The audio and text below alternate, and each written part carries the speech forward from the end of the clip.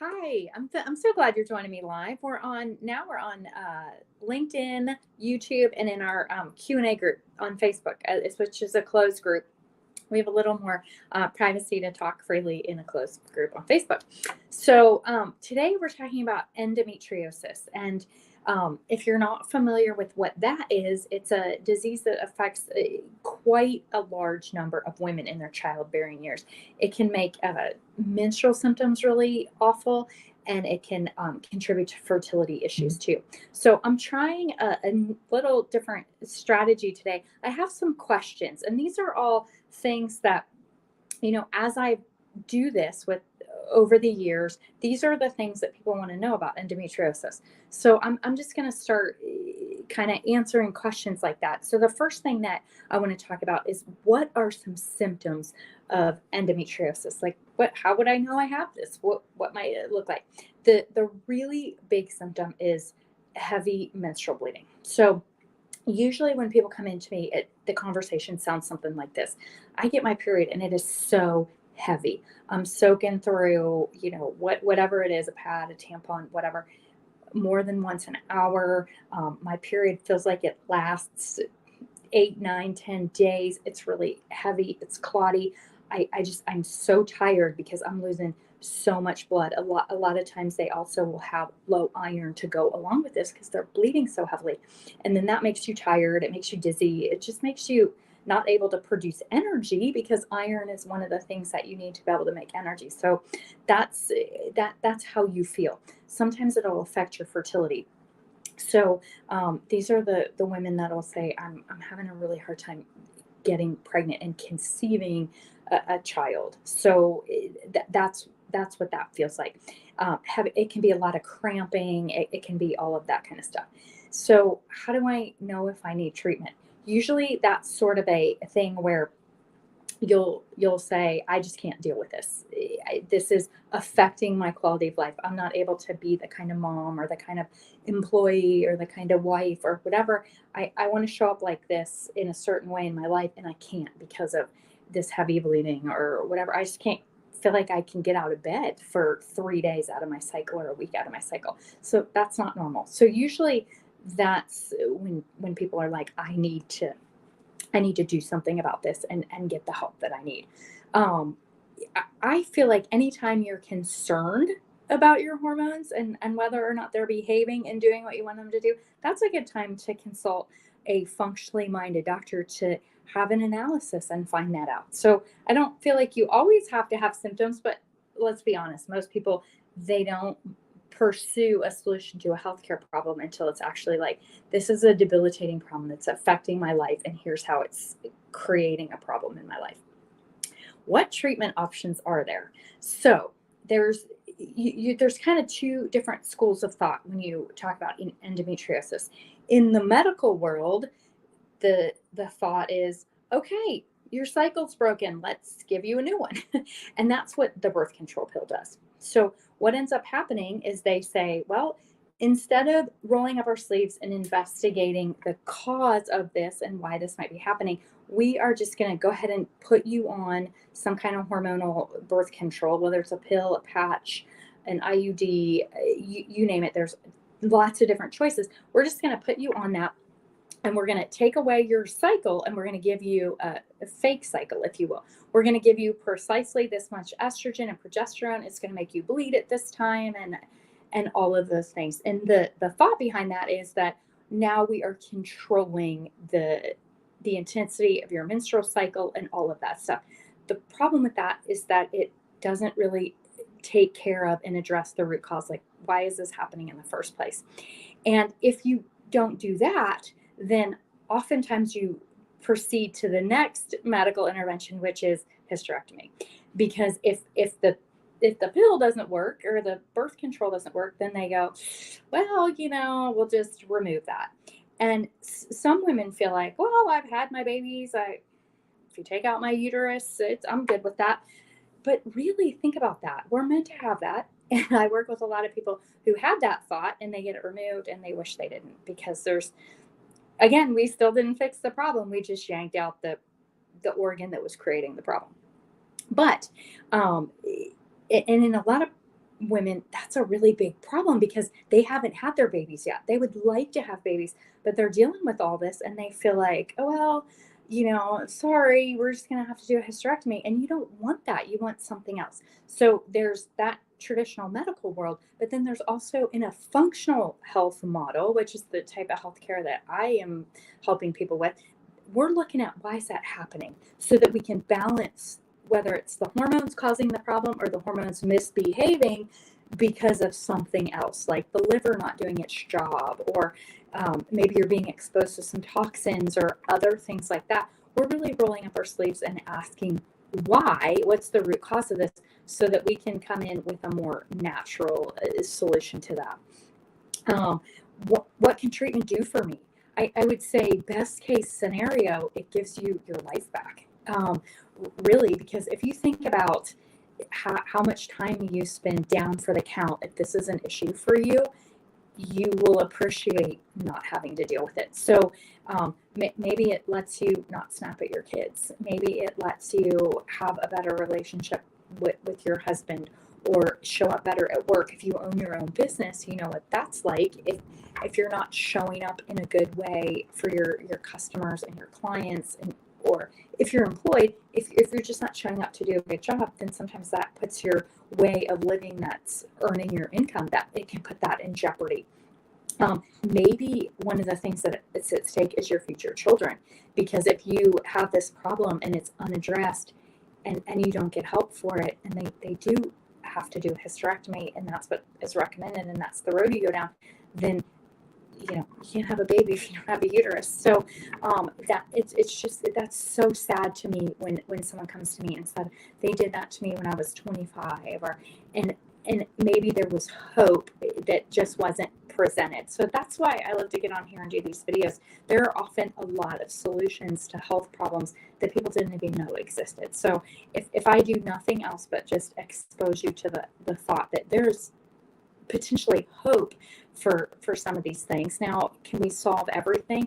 No, we can't. But in a lot of cases, we can do a lot of good and help a lot of people avoid some things that maybe they thought they were going to have to have. So, what side effects can treatment cause? Well, in the medical world, the birth control pill. Let's talk about that. Most people are, they've been on it. Their friends have been on it. Their parents have been on it. Their sisters have been on it. It's artificial synthetic hormones. So there's exposure to that, and probably one of the most unknown and underestimated consequences of that is that it messes up the gut environment. So it changes the bacterial balance in your digestive tract. And so if you spend years on that and you change that, a lot of times what that does is it sets you up to become anxious and depressed. So this is a pattern I've seen over and over and over again in clinical practice, is that women are taking a pill and it changes their gut environment, and then they're not making serotonin, because that is a neurotransmitter that's made in a healthy gut environment. They're low on B vitamins. So that's a building block for serotonin and some of the other neurotransmitters that you need for good mental health. So you start out on the birth control pill, and 3 years later, it's like, I'm kind of depressed. So, well, here's some fluoxetine or Prozac, and it's just one thing after the other. And obviously having an organ removed, like the uterus, well, that impacts your fertility. It puts you into menopause earlier. If they leave your ovaries, it's less drastic, but still it tends to play a part on that and put you in menopause a little earlier. And menopause is something I work with every day, and so there's a whole set of implications with that. So, and not to mention the exposure to synthetic outside estrogens and progesterones. So some of the consequences on that are pretty nasty. And then the consequences of doing things naturally are that in a lot of cases, not only do we solve the heavy bleeding issue and if it's a fertility issue and things like that, the consequences tend to be more positive. Like, because you did all this root cause type of stuff, then you end up healthier, and you've lost weight, and you have more energy, and your liver's working better. And so it switches from consequences that are nasty to those that are a little more positive and favorable. The other thing that I've seen too is when a woman has been on hormonal birth control for many, many years and decades, and I'm going to put myself in that category. I'll just be really super honest here. This is my story. When I was 16, 17 years old, I was super active. I was in gymnastics and cheerleading, and I didn't have a regular cycle. And my mom was really concerned, and she should have been. And so, I didn't know any better. She didn't know any better. I got put on the birth control pill, and I stayed there for years and years. And what that does is it artificially suppresses your hormone levels. Really what it does is it changes your hormone levels so that you still have some hormone, but they're almost like a postmenopausal hormone level. So you really don't have very many hormones. And then fast forward, you want those hormones if you're trying to have babies, or there's reasons that estrogens and progesterones are good for you.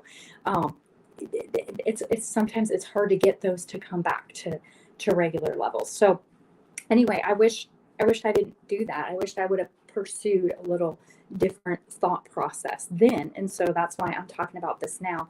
And I'd love to have conversations with young women about this they can still change. If you've spent 20, 30 years on the pill, you've got to kind of clean it up. But if you can get it a little bit earlier and do something about it, then I think that's always good. What lifestyle changes might help? So I'm glad you asked. So endometriosis is first and foremost a condition where there's too much exposure to estrogen. And the reason that is because it's that estrogen that creates that fluffy endometrium or lining of the uterus. And so the more estrogen we have, the more that lining fluffs up. And then if we don't conceive a child, which our body wants to do every month, whether we want that or not, our body's wired to do that. If that doesn't happen, we have to get rid of that so we can start the whole process again and try again next time. But so we fluff it up, and then we have to keep it fluffy for a while to see, hopefully we're going to have a baby. And then if not, we have to get rid of all that. So what is really happening is if we have relatively high levels of estrogen, we overfluff that thing, we have a ton of it. And then our cycle is unbearable because we have to get rid of it. So all that stuff has to bleed out. That's why our cycles are long, they're heavy, there's lots of clots. That is what's happening. And so the root of the solution lies in reducing that estrogen load on our body. And sometimes we actually really have high levels of estrogen, whether it's our body making it or it's coming at us in the form of chemicals. And we talked last week about endocrine disruptors. So there are chemicals, there's plastics that we're microwaving in, there's crinkly water bottles that stuff's leaking into and we're drinking, these parabens that come in our makeup, glyphosate that's sprayed on gluten. All these things disrupt our hormones and can cause our estrogen levels to rise. We can also have fine estrogen and just a little bit too low progesterone, because progesterone is the counterbalance to estrogen. So if you've got this imbalance, it's nice to know, do I really actually have too much estrogen, or do I just not have quite enough progesterone?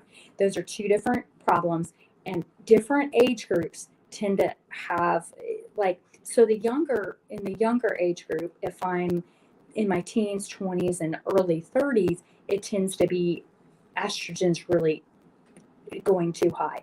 When you hit the mid 30s, 35, 40, that age group, it tends to be that your progesterone is usually a little bit lower, and that's causing estrogen to feel high. It looks the same way symptom-wise, but if we don't know which one's happening, it's harder to dial in a specific solution for you. So that's where testing could come in really handy. And then on the lifestyle side, we look at ways to either increase progesterone, if that's the problem, or decrease estrogen. Sometimes it's herbal, sometimes it's lifestyle, like kicking out those parabens, use that Yucca app, scan everything, get good clean ratings on your beauty care products, and things like that. What happens if my symptoms don't get better? So you can try like all these lifestyle things that I'm throwing out now, like not drinking from plastic water bottles, not microwaving your food in plastic, cleaning up your beauty care products, eating a good, clean, healthy diet rich in protein, lots of vegetables, especially the green leafy type stuff, low in refined processed foods and carbohydrates, lots of good healthy fats. If those things don't happen or don't help, then it's probably time to get a little bit of a analysis done on your either blood work, saliva, or urine, depending on how you want to test those hormones. There's different pros and cons, and I've done some videos on hormone testing and what those all are if you want to look at that. But then you get some information and you can craft a strategy. Okay, is my estrogen high? Is my progesterone low? Is it my liver that's just not keeping up with clearing out these hormones as they break down? Is it my stress levels? What is it that's driving this so that you can get the help you need and the care you want? What happens if I don't do anything? Like, what if let's just get better on its own. Chances are, no, it won't, because whatever you're doing has a cumulative effect, meaning that if you're drinking some crinkly water bottles and there's plastic leaking into it, you're probably going to keep doing it. If you're using a foundation that has a bunch of chemicals like parabens in it, you're probably doing it every day. And if your liver's a little bit slow and it's having trouble clearing those hormones, it's just going to get slower unless you do something to help address and fix that. It's not typically something that someone says, oh, I had this problem and I grew out of it, or whatever. It tends to unfortunately get worse if nothing is done. And let's talk about fertility. That's another question. Like, will this affect my fertility? You bet it will. And here's why. Is it usually makes it hard to conceive, because you've got this buildup of this lining, and you need some of that buildup to be able to implant, if you conceive a child and implant. But if it gets too overgrown, you actually can't implant the concepted, like if you conceive, you can't implant that embryo. And sometimes if endometriosis is severe enough, not only does that endometrial tissue grow and fluff up inside the uterus, it comes outside, and it can I've seen it wrap around people's kidneys and their bladder and all kinds of stuff. And then there's you've got this beautiful conceived embryo, and there's no place for it to go. And that's the reason why in the medical world they do an ablation, where if you do have this, they'll come in surgically. It's usually done with a laser or something, where they just come in and scrape that off. And you've probably heard stories like this where someone had endometriosis, where they come in, they do an ablation, and then they tell you to try, if you're going to try to have a baby, they tell you to try right away to have another one. And that's because that's when you have the best chance. It's you've kind of came and cleaned that all out, and you get a new, fresh, clean start at trying that. But if you figure out what the root cause is and you do the lifestyle things, you can achieve that. What we end up doing is achieving that effect without going in there and ablating and having surgery. And because if you think about it, an ablation, we haven't done anything to ask why that's happening and stop it from happening again. It's just, let's wait until it's overgrown. We'll come clean it out, and then we'll do it again when it gets bad enough. But really what you want to do is find out what keeps those hormones in harmony in the first place, so we don't have to keep doing that. Your body should, God's design for our bodies is that's the natural way that it works. So that's kind of endometriosis in a nutshell. I know that's a big topic. I'm very passionate about it, because I do see a lot of young women who they've been told, hey, unless this changes, you're not going to have a baby, or you're going to have a hysterectomy. And if there's one person, if you just share this with one person who needs to hear that doesn't end up having a hysterectomy because of this all this time and research that I did and learned about this, is worth it to me, because I don't want that to be your story. So hopefully you found that helpful. Thanks for watching.